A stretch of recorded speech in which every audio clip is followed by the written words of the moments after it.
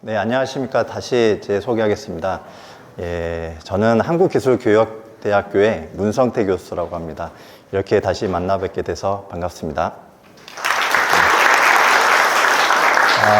우선 발표를 하기 앞서서 저에 대해서 좀 간략하게 소개를 하고 넘어가도록 하겠습니다. 사실 저는 처음에 그 사회에 들어간 거는 그 대전에 있는 국방과학연구소라는 곳에서 한국형 헬리콥터인 수리온의 임무 컴퓨터 쪽을 연구 개발을 했었습니다. 이후에 무슨 바람이 났는지 국가보안기술연구소로 가서 보안과 관련된 연구를 했었고요. 그리고 이후에 항공우주연구원에서 10년 동안 주로 군집 드론 기술에 대해서 연구를 해왔습니다. 그러다가 작년에 그 천안에 있는 한국기술교육대학교로 와서 지금은 학생들을 가르치고 있습니다. 사실은 제가 오늘 여기 오로카의 세미나를 지금 오게 됐는데 오로카 쪽하고는 인연이 많이 깊습니다.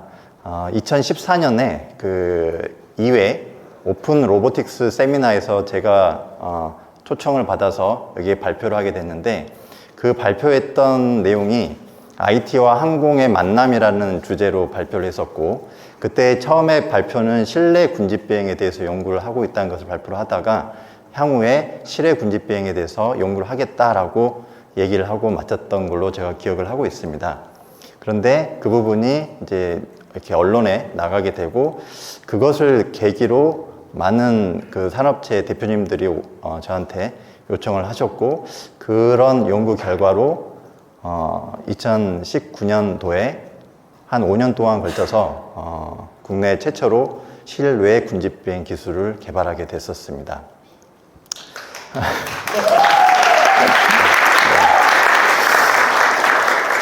그래서 사실은 이 오로카 분들한테 너무 감사합니다. 제가 그렇게 잘하는 사람이 아닌데 오로카 덕분에 제가 이렇게 언론에도 알려지게 되고 또 많은 기회를 갖게 돼서 다시 한번 감사드립니다. 그런데 사실은 제가 이 연구를 하면서 여러 가지 말들이 많았어요. 처음에는 그 드론 쇼를 하는데 연구소에서는 사실은 저렇게 쇼하는 것 자체를 매우 싫어합니다. 그래서 너가 한 게 군집 드론 쇼라는 걸 했는데, 이것을 단지 그냥 드론 쇼에만 국한하지 말고 실제적으로 활용할 수 있는 군집 정찰이라든지 이런 쪽에 활용할 수가 있지 않냐, 그래서 그런 쪽을 더 연구해봐라는 제안을 많이 받았었고, 그래서 제가 개발했던 이 기술을 좀 더 확장 발전시켜서 사회 안전망 분야까지 발전시켜 보자라는 쪽으로 연구를 하게 됩니다. 군집 드론쇼는 기본적인 방법은 여기에 보시는 것처럼 우선은 매우 정밀하게 위치를 측정하기 위해서 RTK GPS라는 것을 활용하게 되고요. 그리고 각각의 드론들을 정밀하게 제어할 수 있는 제어 기술이 필요합니다. 그리고 마지막으로 가장 중요한 것 중에 하나가 통신 기술입니다. 왜냐하면 수백 대의 드론을 동시에 운영을 해야 하는데, 수백 대한테 드론과 통신을 하게 되면은 그 양이 어마어마하게 많거든요. 그래서 그 부분을 어떻게 하면 줄일 수 있을까라고 고민을 하다가 나왔던 생각이, 지금 위에 있는 그림에서 보시는 것처럼 드론들한테 어떤 시나리오 정보를 줘서, 자, 너희는 1초 때 이쪽으로 이동하고 너는 1초 때 이쪽으로 이동을 해라는 시나리오 정보를 주게 되는데, 그 정보를 지상에서 주지 말고 각각 드론들한테 심어 놓고 그 드론들이 동기화를 진행을 하게 되는 그런 방법으로 진행을 하게 됩니다. 그러게 되면은 이론적으로는 통신량이 드론의 대수하고 무관하게 컨스턴트하게 바뀌게 됩니다. 그 기술을 사용한 게 바로 이 군집 드론 쇼인데, 문제는 그렇게 하게 되면은 가장 큰 문제가 드론을 내가 액티브하게 제어할 수가 없다는 문제점이 발생하게 되는 거죠. 즉, 각본대로 이동하라, 각본대로 운영하는 것은 충분히 가능하지만 어떠한 액티브하게 이런 상황에서는 이렇게 이동을 해라고 하는, 즉 군집 정찰처럼, 자, 내가 이 부분에 대해서 빨리 정찰을 할 필요가 있어 라고 할 때 그런 액티브한 수정이 어렵다라는 문제가 발생을 하게 된다는 거죠. 그런 이유 때문에 이 군집 드론 쇼에 대한 정보를 바로 군집 정찰에 활용할 수가 없다는 그런 문제가 발생하게 됩니다. 자, 특히나 그뿐만이 아니라 앞에서 보셨던 이런 군집 정찰을 하기 위해서는 객체를 탐지하고, 즉 사람을 탐지하고, 또 여러 가지 드론, 여러 대의 드론들에 대한 영상을 잘 정합하는 그런 기술들이 필요하게 되는데, 그런 기술들을 이 PX4라고 하는 조금 이따가 설명드릴 비행 제어 컴퓨터 안에 모든 걸 넣기가 어렵습니다. 왜냐하면 PX4는 인베디드 시스템으로 매우 리소스가 제약적인 환경이기 때문이죠. 그래서 이 부분을 해결하기 위해서 사용했던 게 바로 로스를 저도 활용을 하게 됩니다. 즉 드론 내에 한 대의 컴퓨터가 아니라 두 대의 컴퓨터가 들어가게 되고, 한 대에서는 제어 관련된, 즉 비행 관련된 부분만을 수행하게 되고, 그 로스2가 관련된 부분에서는 임무 관련된 것을 수행하는 형태로 진행을 하게 됩니다. 자, 그래서 오늘 제가 설명드리려고 하는 거는 아까 말씀드렸던 비행 제어 컴퓨터, 즉 PX4와 그리고 임무를 하기 위한 로스2를 동시에 합친 PX4 로스2 기반의 군집 드론 정찰 시스템을 소개해 보려고 합니다. 내용 중에 전체적인 걸 다 할 수는 없고, 그 중에서 PX4 로스2 관련된 이 부분에 대해서 좀 더 집중해서 말씀드리도록 하겠습니다. 처음에 제가 이 실내 군집 비행을 했던 거는 서두에 말씀드렸던 것처럼 실내 군집 비행부터 진행했었습니다. 보시는 것처럼 군집 비행을 국민분들한테 쉽게 좀 활용하기 위해서 큰 드론에서 작은 드론들이 날아다니고, 또 드론들을 어떤 노래에 맞춰 가지고 군무를 시키는 그런 연구를 진행을 하게 됐죠. 그렇게 해보니까 이게 국민분들이 많이 좋아하시게 되더라고요. 근데 이 부분을 이제 수행을 할 때 사용했던 기체가 AR 드론이라고 하는 기체를 사용을 했는데, 이 드론 같은 경우에서는 그때 당시는 매우 센세이션을 일으켰던 거고, 특히나 안에가 리눅스 기반으로 되어 있고 통신이 와이파이로 되어 있다 보니까 많은 장점을 갖고 있어서 이 기술을 활용하게 되면은 쉽게 할 수 있겠다라고 생각을 하게 됩니다. 그래서 이것을 가지고 여러 대를 동시에 운영을 하려고 했는데 여러 가지 한계점이 있습니다. 그중 가장 크게 나왔던 한계점이 바로 소나 관련된 문제였습니다. 즉 드론을 제가 직접 제작하지 않고 이미 기성 제품을 사용하다 보니까 이 기성 제품 자체가 한 대 드론에만 옵티마이제이션이 돼 있다는 거죠. 근데 소나라고 하는 거는 그 음파를 이용해서 고도를 측정하는 방법인데, 이 음파라는 게 동일한 주파수를 찍어낸 드론이다 보니까 동일한 주파수를 사용하게 되고, 내가 아라고 외쳤을 때 그게 돌아오는 것을 들어서 그 높이를 측정하게 되는데, 아라고 외친 게 옆에 있는 드론이 듣게 되게 되고, 그렇게 함으로써 서로 간의 고도가 제대로 잘 맞지 않아서 정확한 위치에 와라고 했는데 어떤 애는 올라가고 내려가고 이런 현상이 발생하게 됐었습니다. 이 문제를 어떻게 해결할 수 있을까? 정말 어려운 문제였고요. 그 문제를 해결하기 어려웠던 부분은 바로 프로그램 자체가 블랙박스로 되어 있다는 게 가장 큰 문제였다는 겁니다. 그래서 어떻게 해결했을까요? 제가 해결했던 방법은 저 블랙박스로 되어 있는 것을 해킹을 했습니다. 예. 지금은 웃으면서 얘기할 수 있지만 당시에는 한 3개월 동안 거의 날밤 새면서 저걸 찾아냈는데 정말 어려웠습니다. 방법은 소나라는 데이터가 노이즈가 많이 섞여서 사용할 수가 없으니 다른 센서를 이용해서 데이터를 받고, 이 소나에서 오는 정보를 새로 받은 데이터로 바꿔치기 하는 그런 형태로 수정을 하게 됐고, 그 결과 앞에서 보셨던 그런 동영상에서 보셨던 것처럼 여러 국민분들한테 보이게 됐던 거죠. 이것을 겪고 나니까 상용 제품으로서는 내가 하려고 하는 연구를 사용할 수 없겠구나라는 결론에 도달하게 됩니다. 그런 이유로 드론 시스템 자체를 새롭게 개발을 해야 한다는 게 생각이 들었고, 그걸 찾던 도중에 찾았던 게 오픈소스 기반의 비행적 컴퓨터인 PX4라는 것을 찾게 됩니다. 아마 관련된 부분에 대해서 물으실 것 같아서 좀 더 쉬운 얘기로 들어가 보도록 하겠습니다. 자, 그래서 이 PX4라고 하는 거는 2009년도에 스위스 추리 공과대학의 로렌즈 메어라고 하는 학생이 개발을 했던 작품인데, 당시에 교수님이 잘 보다가 이 학생을 자기 랩실로 끌고 들어와서 대회에 참여를 시킵니다. 그 대회가 그 대회에서 나가서 이 학생이 전체적인 시스템을 다 만들게 되죠. 지상에서 드론을 제어하기 위한 지상 시스템, 그리고 지상과 드론 간에 통신할 수 있는 프로토콜인 매브링크, 그리고 시뮬레이션을 할 수 있는 가제보 기반의 시뮬레이션, 그리고 문제가 발생했을 때 뭐가 문제인지를 분석하기 위한 로그 분석기 등등을 이 학생이 모두 개발을 하게 됩니다. 그리고 나서 이 학생이 2009년도에 그 유럽에서 열렸던 한 대회에 실내 군지 자율 비행 쪽에 들어가서 우승하게 되고, 그때 만들었던 팀이 바로 픽스호크라는 팀이었습니다. 그러고 나서 이 학생이 정말 그때 당시에는 매우 센세이션한 일을 벌립니다. 사실은 이쪽에 군 쪽 관련된 분도 계실 것 같긴 한데, 특히나 항공 우주 쪽은 매우 그 보안이 매우 강한 곳입니다. 그러다 보니 내가 만든 기술을 남한테 공개하는 것 자체가 그런 문화가 별로 없는 상황이었죠. 그런 상황인데 이 PX4가 나오면서 하드웨어부터 소프트웨어까지 모든 기술을 다 오픈해버리는 사건이 발생하게 됩니다. 항공 쪽에서는 정말로 이거는 말도 안 되는 방법이었는데, 제가 보기에는 저는 전공이 사실은 항공 쪽을 하고 있지만 전공은 컴퓨터 사이언스거든요. 그러다 보니 이거는 트렌드가 될 것 같다라고 해서 이거를 냅다 파기 시작을 했죠.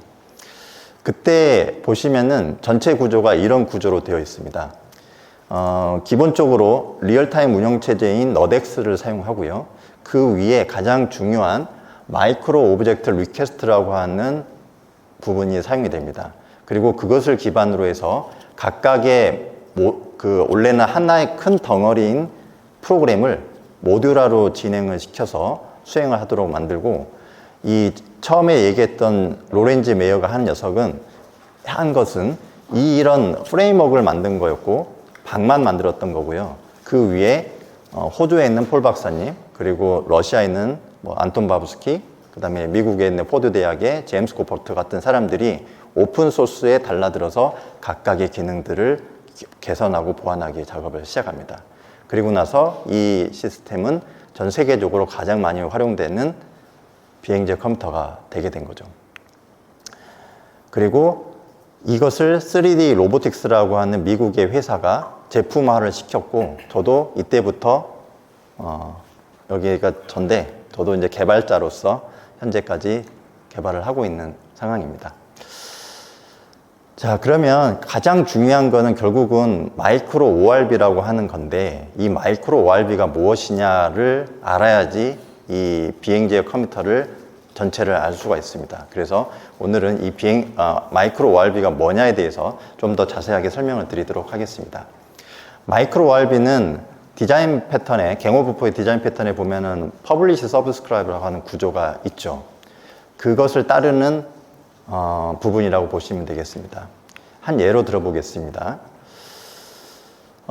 드론에서는 아주 중요한 것 중에 하나가 자세를 추정하는 부분입니다. 내가 현재 자세가 이렇게 되어 있느냐, 아니면 앞으로 기울어져 있느냐, 뒤로 되어 있느냐. 이것을 하기 위해서는 센서로부터 데이터를 받아와야 되는데, 그 중에서 IMU 센서를 받아온다고 치죠.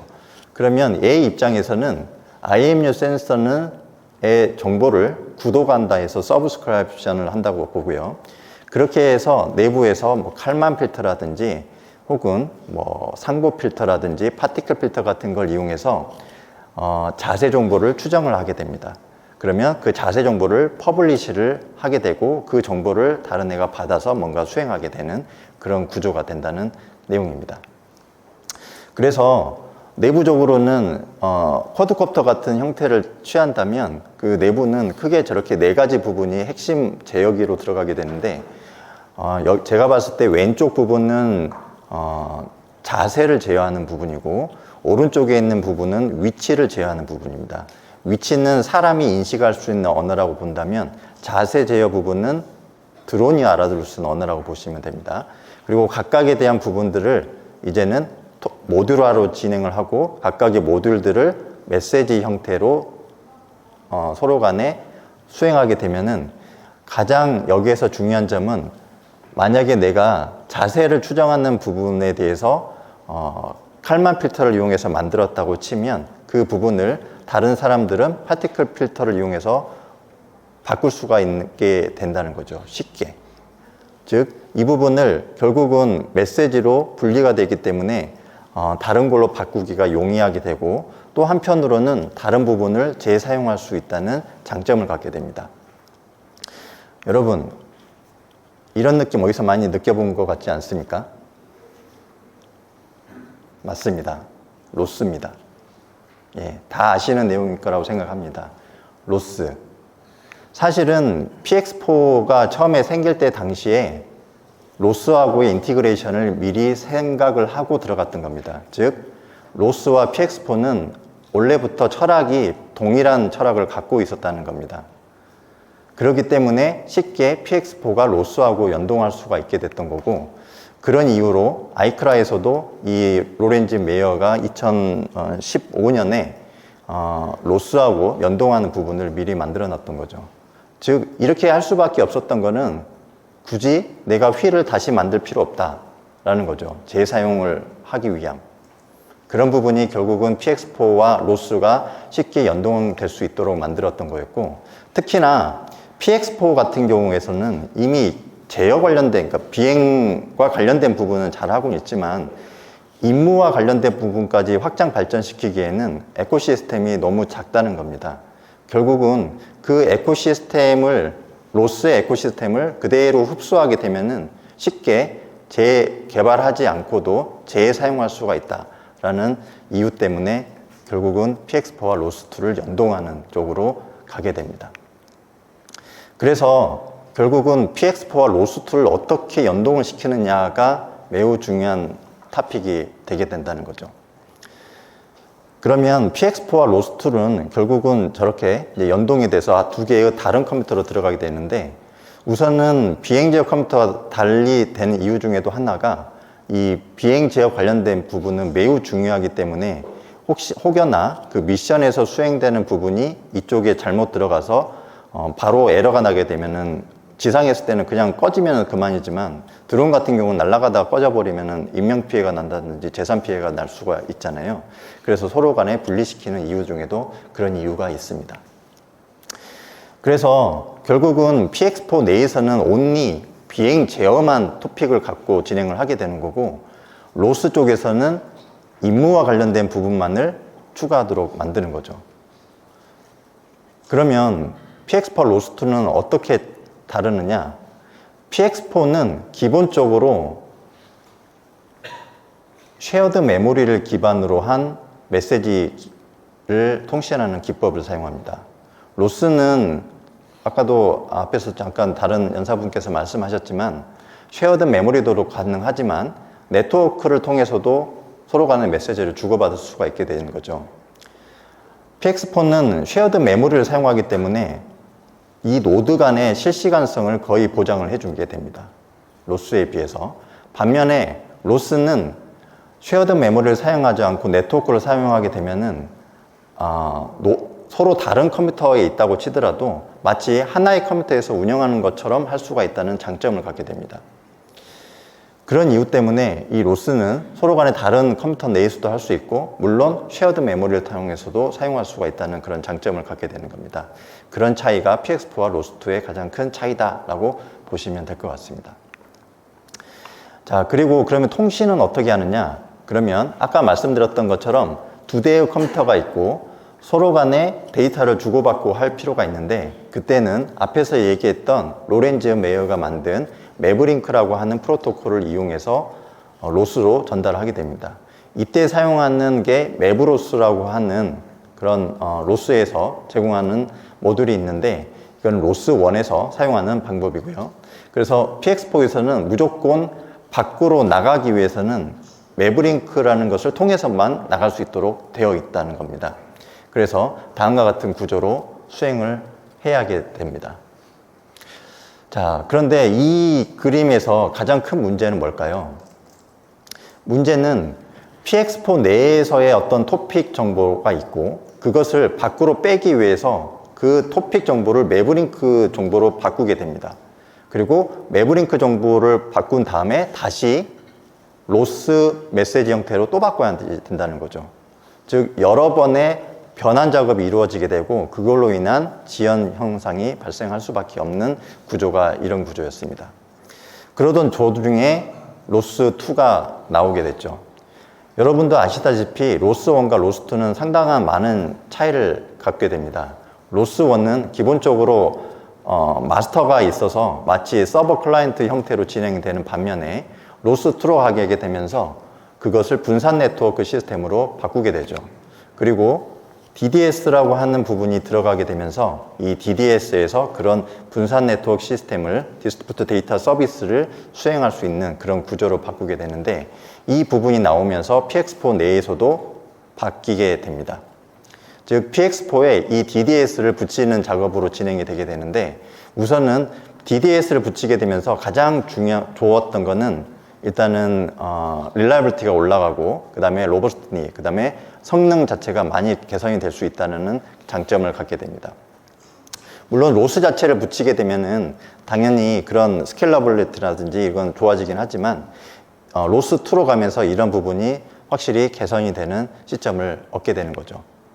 그래서 결국은 PX4 로스2로 가게 되면은 PX4에 오는 것을 좀 더 빠르고 신뢰성 있게 로스하고 서로 간의 정보를 주고받을 수 있는 그런 시스템으로 발전할 수가 있게 되게 됩니다. 그러면 로스2로 가면서 방금 얘기했던 매브링크와 관련된 부분이 다음과 같은 형태로 바뀝니다. 드론에서의 그 PX4 부분이 예전에는 그냥 기존의 시리얼 방법으로만 수행이 됐지만 최근에는 그런 부분이 이더넷까지 확장 발전하게 되고 이더넷으로 발전되면서 좀 더 많은 데이터들을 한 번에 보낼 수가 있게 되고 그 다음에 UDP라든지 TCP를 사용할 수가 있게 돼서 굳이 이제는 매브링크를 사용하지 않고도 바로 미션 컴퓨터, 즉 로스가 설치되어 있는 미션 컴퓨터로 들어가게 되게 되는 거죠. 그렇게 되면 PX4에서 제공하는 토픽 정보를 매브링크 없이 바로 로스 쪽으로 가게 되는데 이때 사용하는 게 XRC DDS라고 하는 겁니다. 앞에서 한 연사분께서 말씀하셨던 마이크로 로스까지는 아니고요. 얘는 XRC DDS를 굳이 여기에 추가를 하게 됩니다. XRC DDS는 앞에서도 잠깐 언급을 하셨지만 리소스가 제약적인 환경 내에서 사용할 수가 있고 내부에서는 클라이언트와 에이전트로 나눠서 클라이언트는 PX4 안에 들어가고 그 다음에 이 에이전트 부분은 로스 안에 들어가서 실질적으로 DDS에 연동되는 부분은 여기에서 담당을 하는 거고요. PX4 단에서는 단지 데이터들만을 이 XRC 포맷에 맞춰가지고 진행하는 그런 형태로 진행을 하게 됩니다. 이렇게 되면은 가장 좋은 점은 PX4 내부에서는 단순하게 그 데이터만을 주는 형태만 진행을 하기 때문에 무거운 로스 부분이 올라가지 않아도 되게 됩니다. 물론 최근에는 마이크로 로스까지 지금 너덱스에서 동작이 되고 있기 때문에 그런 부분까지 지금 발전시킬 수는 있지만 리소스가 매우 제약적인 그런 PX4 비행제 컴퓨터 내에서는 그것 또한 아직은 좀 시간이 걸릴 것 같습니다. 자, 그렇게 해서 결국은 PX4와 로스2가 토픽 정보를 굳이 매브링크로 바꾸지 않고 진행이 될 수가 있는데 여기에서도 또 한 가지 아직 남아있는 문제가 있습니다. 그거는 바로 이쪽이죠. 다른 드론들하고 통신을 할 때 또 마찬가지로 밖으로 나가기 때문에 매브링크라는 게 사용이 되는 거고 이 부분이 굳이 매브링크로 사용되지 않고도 그냥 DDS로 통신을 할 수가 있고 그렇게 되게 되면 DDS의 많은 장점들을 활용할 수가 있어서 이런 부분이 활용이 될 필요가 개선이 돼야 하는 부분이 있었습니다. 그래서 그 부분에 대해서 좀 더 설명을 드리면 1번 같은 경우에는 즉 통신하는 주체가 PX4만에서 사용하게 됩니다. 물론 미션 컴퓨터가 없을 때를 말하는 거죠. 만약에 2번 같이 미션 컴퓨터가 이제 붙었을 때에도 PX4에서 매브링크로 데이터를 주는 구조가 된다면 2번 같은 구조가 됩니다. 반면에 3번 같은 구조로 가게 되면은 MC 쪽에 통신하는 부분이 들어가 있기 때문에 MC 쪽에서 그러니까 로스가 설치된 미션 컴퓨터 내에서 통신하게 되고 그렇게 되면은 DDS로 바로 통신할 수가 있게 되는데 안타깝게도 PX4 소사이어티에서는 3번을 금지하고 있습니다. 왜 그럴까요? 이유는 3번 같은 경우에는 바로 이 DDS로 날아가게 되면은 여기에 있는 모든 토픽들을 얘가 다 주고받을 수가 있게 되는데, 여기에 크리티컬한 부분, 즉 비행 제어와 관련된 부분까지도 얘가 받아가지고 전달을 할 수가 있게 되고, 그러게 되면은 여기에 안정성을 침해할 수 있다 라고 해서 이런 구조는 현재 제약을 걸고 있습니다. 하지만 이렇게 되게 되면은 DDS의 그런 장점들, 뭐 QoS라든지 그런 부분들을 활용할 수가 있기 때문에 현재 저희 시스템은 지금 3번으로 가고 있고, 열심히 그 PX4 소사이티와 지금 싸우고는 있지만 제가 힘이 약해서 한참 맨날 지고는 있습니다. 자, 그래서 결국은 제가 지금 하고 있는 시스템은 PX4와 로스를 바로 연결을 하고, 로스에서는 그냥 로스 메시지로 바로 외부와 통신할 수 있는 이런 시스템을 현재 개발하고 발전시켜 나가고 있습니다. 그것을 활용해서 만든 게 이 군집정찰 시스템입니다. 이 부분은 시간 관계상 간단하게 넘어가도록 하겠습니다. 앞에서 말씀드렸던 것처럼 군집정찰 시스템을 만들기 위해서는 다음과 같은 광역지역 실시간 탐색을 위해서 여러 가지 기능들을 직접적으로 개발을 하였었고, 이런 부분들을 앞에서 얘기했던 PX4 로스트를 이용해서 개발을 하게 됩니다. 그래서 예를 들어서 오브젝트 디텍션 같은 경우에서는 드론 자체에서 하게 되고, 그 다음에 영상 정확 같은 경우는 이 지상 시스템에서 수행할 수 있게 만드는 거죠. 하지만 사실은 오브젝트 디텍션을 밑에 단에서도 수행할 수가 있습니다. 왜냐하면 로스이기 때문에 노드 자체를 어느 하드웨어에다가 넣는 것은 크게 무의미하기 때문이죠. 그렇게 하고, 그 다음에 그 객체 탐지 같은 경우에서는 지금 저는 디텍트론이라고 하는 것을 이용해서 자체적으로 개발을 했었고요.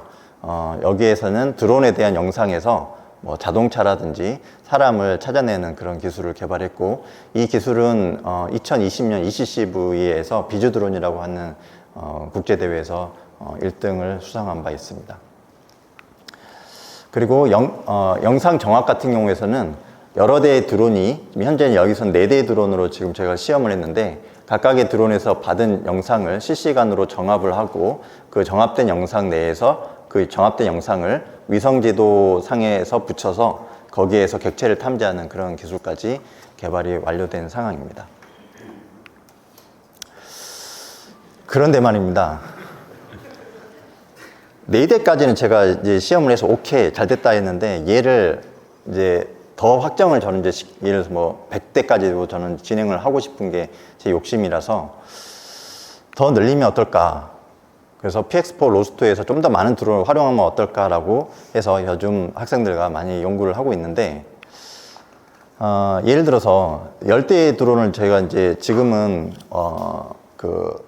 여러 이렇게 장애물들이 있을 때 그걸 서로 이제 정보를 공유하면서 이렇게 피해 나가는 이런 연구를 지금 저희 쪽에 지금 시스템에 적용하는 그런 시험을 하고 있습니다.